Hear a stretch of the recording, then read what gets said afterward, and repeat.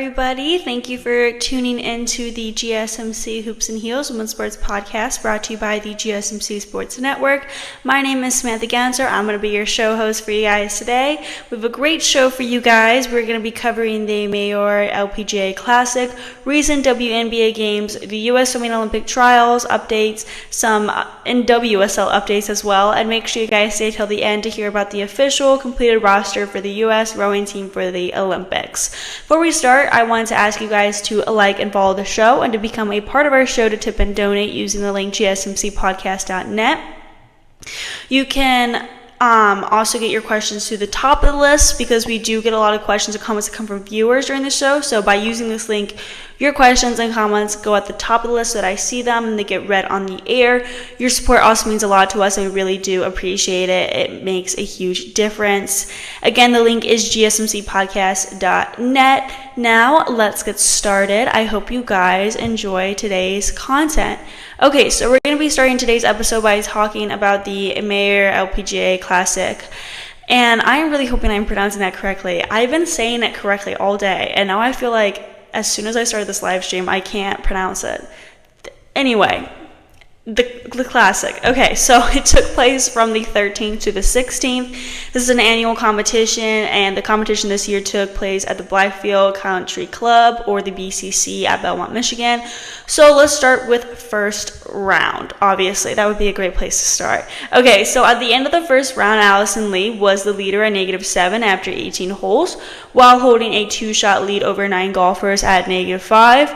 Lee said her biggest strength that day was her putter. She said she was satisfied at the end of round 1, and I mean, I would be too if I was leading. After round 1, there was a huge tie for second. Like this typically happens after round 1, I feel like. Brooke Henderson was one of them in the tie. Second place finished their round at -5. Brooke Henderson had a strong back 9, including an eagle on 18 to finish the round at -5.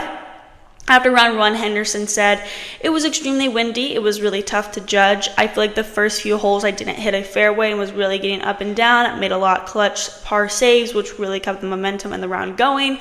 Then making that eagle at 8, got me under par, got me feeling a lot better, and I was able to make some birdies on the back. So it was playing really tough today. So I feel like -5 in the afternoon wave was a bit of a bonus. So I'm happy and hopefully just carry it forward." Other notable golfers that were second were Naren Ann, Suchai Chang, Jennifer Kupcho, and Carlotta Singanda. Okay, so round 2 took a little bit of a turn. Not really, though. Okay, actually, it kind of did. I don't know. Okay, well, that's up to your judgment. So 3-time LPGA Tour winner Ewing shot the round of the week through 36 holes with a 9 under 63. Moving from 33rd after her first round 70, Ewing sits in a tie for the lead at -11 alongside young Aussie star Grace Kim, who went 68-65 in rounds 1 and 2 to put herself in prime position heading into moving day. So yeah, I guess you could say it took a little bit of a turn. Ewing started the day just before Kim teeing off on number 1 in the morning wave and sinking 2 birdies right off the bat. She did another on the par 3 5th and then made an impressive eagle on the par 5 8th, her second of the week on that hole, but in a completely different fashion. After making the turn in 31, Ewing added 4 more birdies on the back to come in at 63, tying her career low round on the LPGA Tour and her career best 36-hole score with 133. Meanwhile, on the opposite side of the course, Kim was also going low, getting off to a hot start with birdies on numbers 11, 12, and 14. She dropped a shot with a bogey on 17, but quickly made up for it and then somewhat with an eagle on 18. After a frustrating streak of 5 straight pars, she finally sank 3 consecutive birdies on 6, 7, and 8 to finish 7 under on the day and -11 overall. It wasn't long ago that Kim last held a 36-hole lead at the JM Eagle LA Championship presented by Plus Pro, which was really recent, really.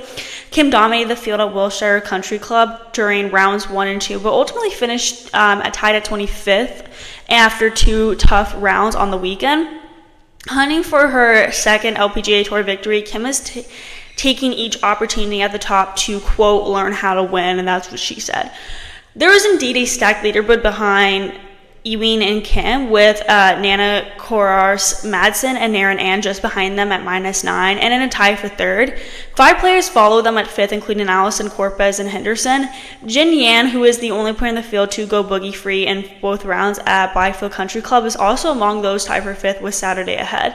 81 players made the cut at -2, including defending champion Leona Maguire and 2015 Meijer LPGA Classic champion Lexi Thompson, who missed the cut in her last 4 starts on tour.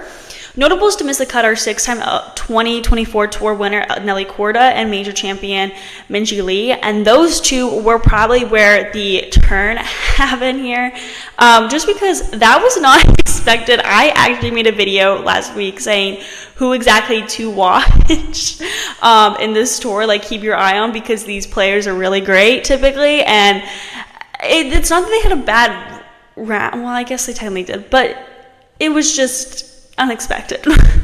So round 3 showed a great performance by Australian Grace Kim. Kim pulled clear of the field, firing a 6-under par 66 to open up a commanding 5-shot lead heading into the final round. Started the third round alongside Allie Ewing at the top of the leaderboard after 36 holes, but the 23-year-old from Sydney produced another dazzling round to put clear daylight between her and the chasing pack in her pursuit of a second clear LPGA Tour win.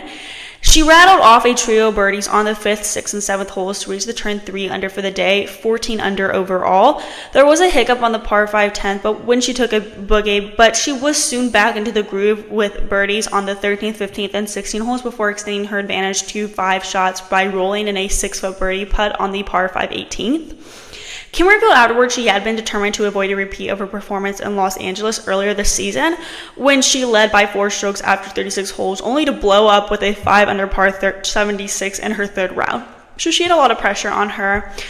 Overnight, co-leader Ewing, meanwhile, could have stayed in striking distance of Kim, but 2 late boogies on the 15th and 17th holes dropped her into a cluster of 5 players on 12 under.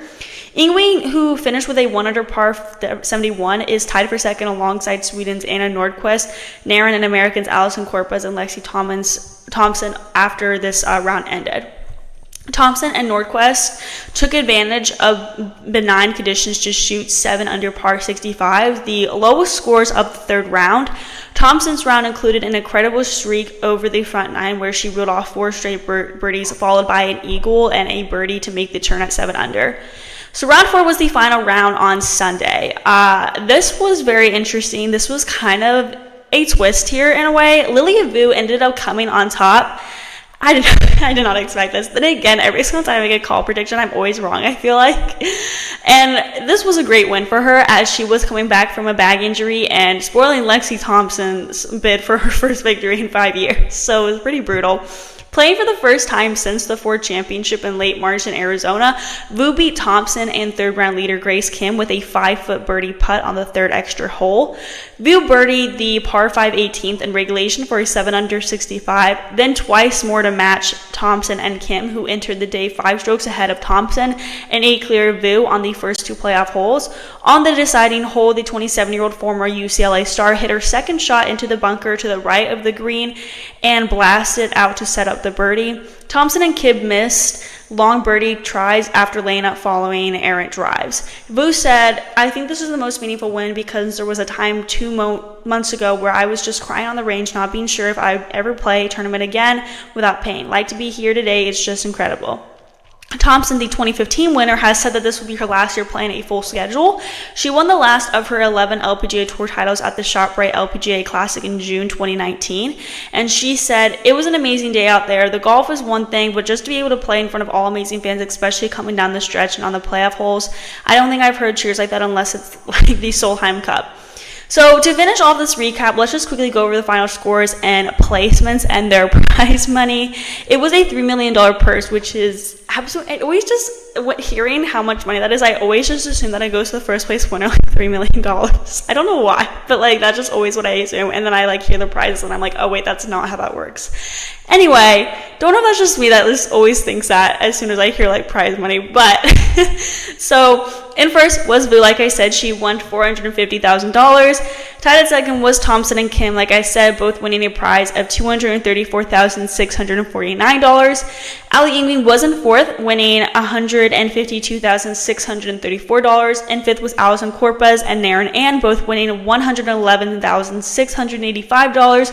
And seventh was Kristen Gilman, taking home $84,136. Tied at eighth was Ayaka Faru, Athaya Thetical, Ryan O'Toole, and Alison Lee. They each won $64,032. And then tied at 12th was Eugene Sung, Georgia Hall, Paula Rito, and I'm so sorry, I'm so going to say this name incorrectly, and I sincerely apologize, Netha Krita, Bong Tao Vilab, and Anna Nordquist, winning $46,162. Tied in 17th is Hera Navid, Laura Hartledge, Gabriella Ruffles, Nana Koris Madsen, Carlota Singanda, Natalia Guseva, Aditi Ashok, and Alexa Panna, winning a prize of $33,803. Tied at 25th is Uriah Jutanugarn, Marina Alex, Jin He M, Jin Yam, and Yuna Neshimuru, taking home a prize of $26,358. So, we're now going to move on to our next segment where we recap recent WNBA games. This is probably one of my favorite segments of today, so I recommend staying around for that. Before we get into that, we're going to be taking a very short break, so I will see you all very soon.